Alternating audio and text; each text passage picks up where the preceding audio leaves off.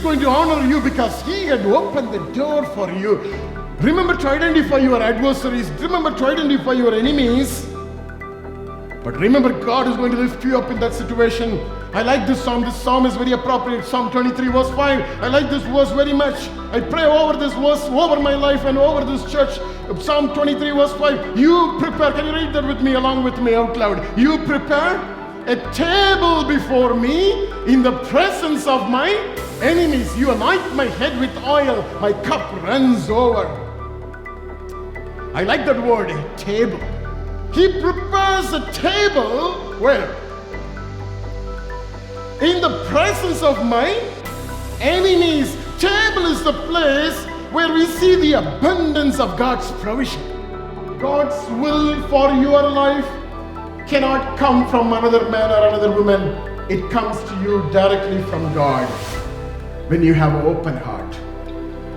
But God may confirm what He has spoken to you through somebody else, but not the other way. We will have open heaven above our lives when we do what is fitting.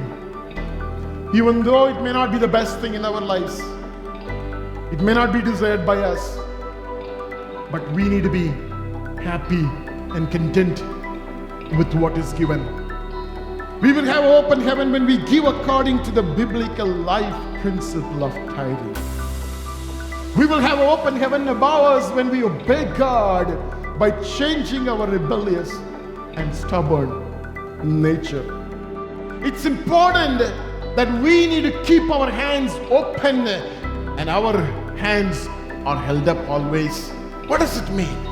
Exactly, if you look into the situation in Rephidim, as Moses, Aaron and Hur standing there at the mountaintop and Joshua taking his army to fight against the Amalekites, this is what is happening there. As Moses' hands were held up, children of Israel, they were advancing the battle. And when he put his hand down, the Amalekites are advancing in the battle. Amalek is a spiritual power of darkness that's working against the people of God. What was going up on the hill decided what had to happen in the valley. What was happening in the mountain, that decides what was happening in the valley. This morning God is telling you what is happening in your prayer closet. That decides what will happen in your life.